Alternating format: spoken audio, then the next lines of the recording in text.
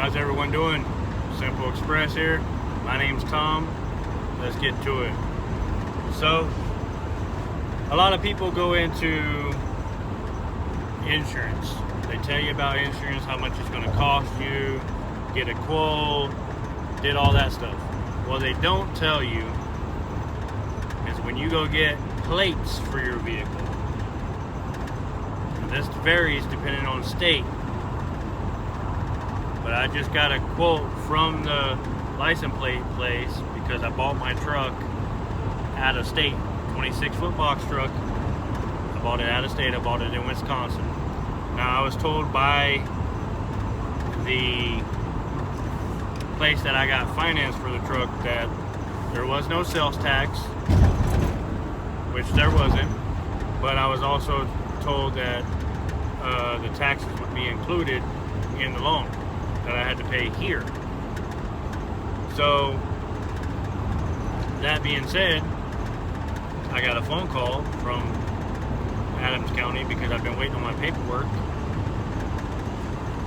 for or from the DMV. I've been waiting on my paperwork to arrive at the DMV. So I went in like a week or two ago, and it was on a Friday. My tracking number said it was there on Wednesday, the Wednesday before that Friday. They told me it wasn't there. I got a call Monday saying that it's been there since the 9th. Someone slacked on their job. So anyway,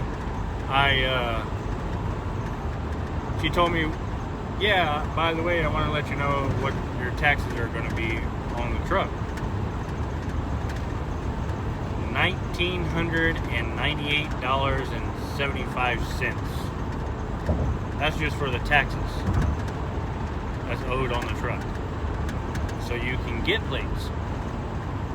Now, for the plates, I have to, because I bought the vehicle out of state, which, yeah, my fault. I have to go get what they call, because the equipment is considered heavy equipment, I think is what she told me. I have to go get a weight ticket. Then I got to get an emissions and a VIN inspection. The VIN inspection is $20.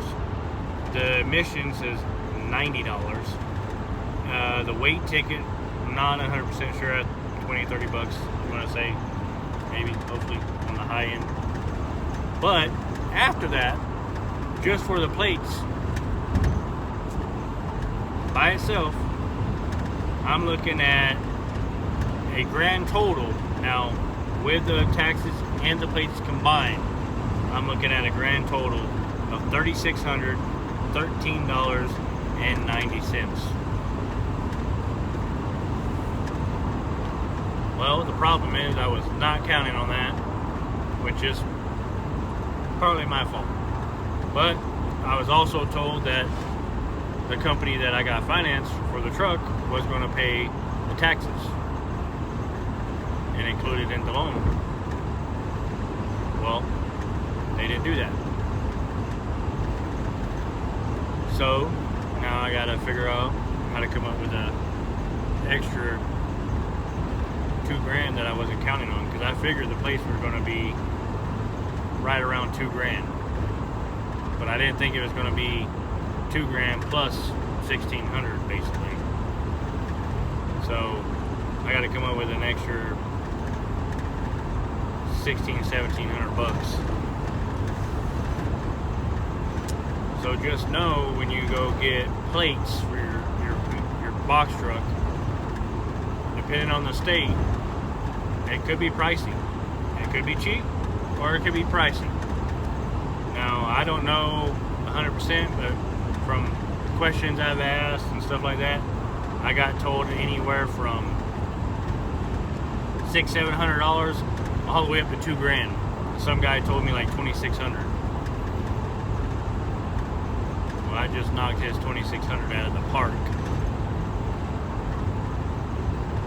See ya. But Yeah. So I did research, man. Let me tell you, I did probably 2 years of research of trying to get information gathered up of how much it was going to cost me from the time I purchased the box truck to the time I, what insurance was going to cost, what plates was going to cost, and every time I turn around, it's something different or more money I got to come up with to even get the truck on the road. I got a contract now for the box truck with the company that I've been doing business with this. So I got a contract now with that company. I'm still going to be technically my own boss, but it's a local delivery. I'm going to one shipper basically, picking up and delivering. I go back and forth to them, like I think he said 2 or 3 times a day, and then I'll do one evening delivery. From there, from a Caterpillar to the airport. And I think it's like $600 a day to do that. That is what I was calculating. And maybe a little bit more, he said, because they pay for my fuel too.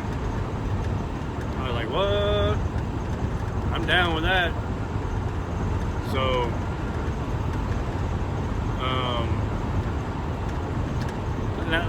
let me clarify that before somebody asks.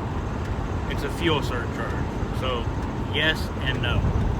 They pay for the fuel, but they don't.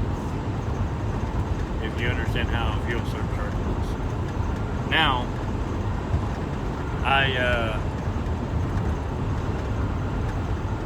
got to run into an issue where my temp tag expires on Sunday. The lady at the DMV was like, no, they're not allowed to do that. I'm like, well, they didn't.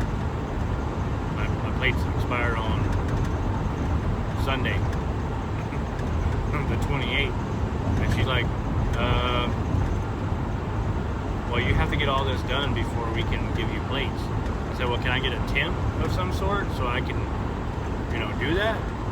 And she was like, yeah, when do you want to come in? I was like, when can I come in today? And she's like, well, we close in like 45 minutes. Okay, well, that's not going to work. I said, well, I'll be there Monday. Oh, we're not open on Mondays. Dang. All right, well, I guess I'll be there Tuesday. Yeah, come in Tuesday. We'll get you taken care of. So I'm hoping that I can get a template for another 30 days so I can build up some more money and do this contract with this guy or this company for a couple weeks and build up some money and be able to get plates. And if I can get money built up faster than that, I'll go get plates right away.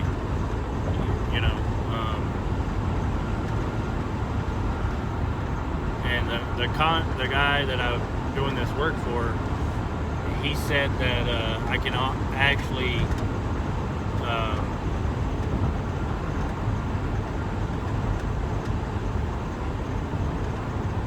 make more than the 625, 645, 50 per day. He said sometimes, you might get a day or two in there that you actually might make $800 or $900 to $1,000 per day. One or 2 days a week, maybe 3. I said, okay, well, I'm down. I do like going over the road, don't get me wrong. But my wife and kids would like me to be home, I think. Maybe not. But I'm going to give it a shot. And he did offer me another gig. If this whole box truck thing don't work out, he's got a flatbed gooseneck 40-foot trailer with a pickup truck that he's got. This company does. They pay for the fuel, they pay for all the maintenance, tires, everything, and I pay for absolutely nothing. I pay for my food, and the expenses that I have on the road, and then my home expenses, obviously. And it's like, he said, depending on my experience and everything, I could get from 50 to 65%. Or, no, sorry. 50 to 65 cents per mile. Because basically I'm an independent contractor, but I work through them. I'm only going to do that in a while if I did do it, just to kind of save up some money, if you know what I mean. Because I wouldn't have to pay for fuel or anything like that. And I wouldn't have to pay for a hotel room because it has a bed in it. It's already got a sleeper berth. So I might go that route for maybe 6 months, 7 months. He also offered me a stay working in this, but I could do local box truck stuff for him too. Because things right now here are really, really slow. I don't know what the heck is going on. Like this last month, I'm not gonna crap you guys at all. This last month has been really slow. Let me tell you, I mean really slow. Like I went from making 10,000 per month to 3,000. Real close to 3,000. Give or take 100 or 2 either way. So I'm baffled of how slow it is. Like all 5 companies have told me the same thing, that it's really slow. And I'm like, 5 companies, how is it slow for every company? Well, because every company I'm working for, they're hiring me in this type of vehicle. Well, right now what's hot is not what I got. What's hot is flatbed 40-foot trailer or a 53-foot trailer, semi, or pickup gooseneck setup, like a hot shot. So,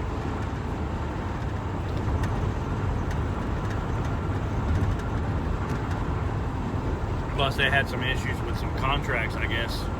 Somebody tried to take some of their contracts, the main company I work for. So, something's going on with that. They finally got it all worked out. I'm just trying to make it. Just trying to get up. You know, got to get my hustle strong, you know. Not going to lie.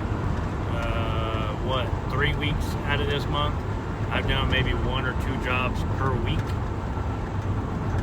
And usually I'm doing 4, average between 4 and 6, depending on like the week, like if I'm doing local stuff too, or if it's just me coming back in town and leaving, coming back in town and leaving, coming back in town and leaving.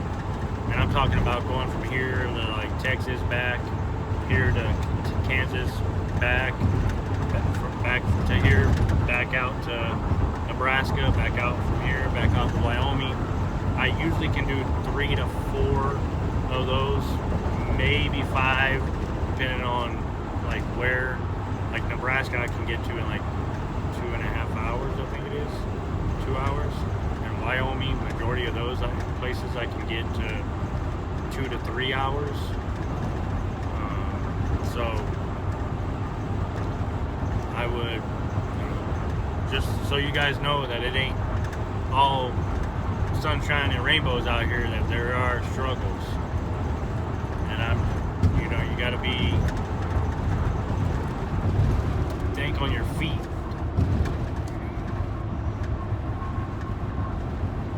Guy just like brake checked me. He was way up there.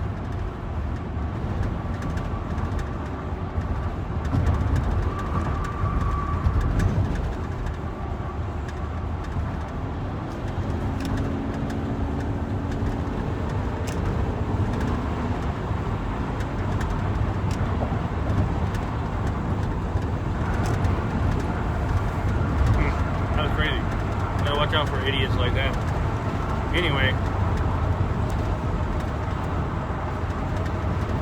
yeah, that way you guys, know that I'm not out here blowing smoke up your butt saying I'm making 10 grand a month and never have any issues or problems. No, there are issues, there are problems. But as one of my favorite YouTubers, Everything Apex, likes to say, you know, in his videos or his little, gotta have, your hustle's gotta be strong. And I think I kind of get relaxed sometimes, and I don't stay on top of them. But I've been blowing these guys up for 3 to 4 weeks, ever since the end of February. I tell them at 5 o'clock in the morning, 3 o'clock in the morning, I'm ready to go, and I won't hear from them until noon or 2. But I call them every 3-4 hours.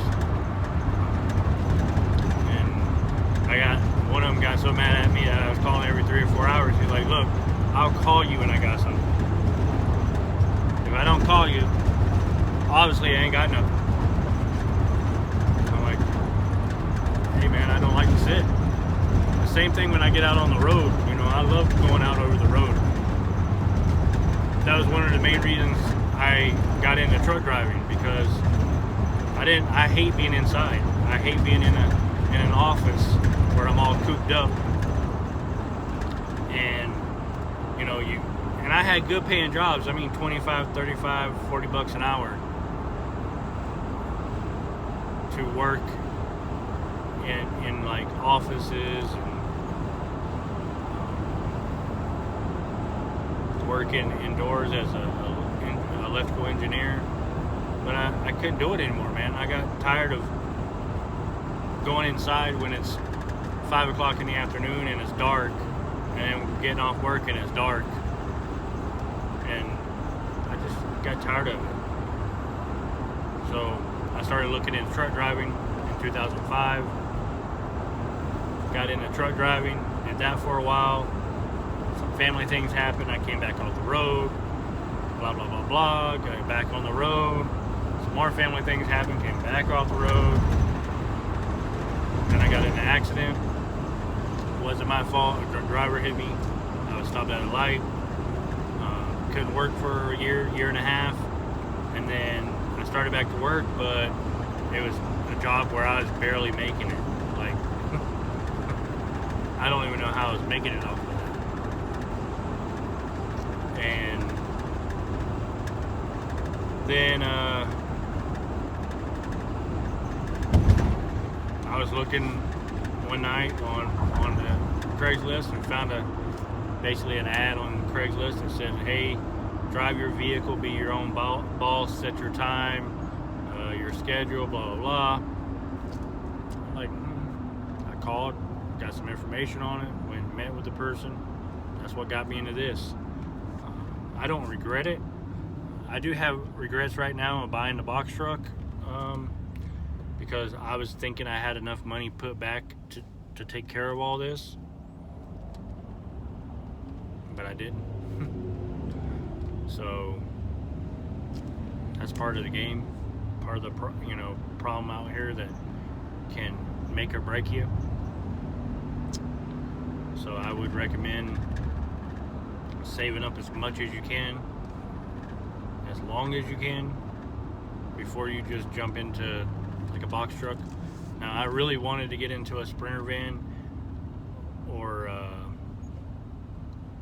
maybe a smaller box truck, so I wouldn't have to do CDL stuff or electronic logs and stuff.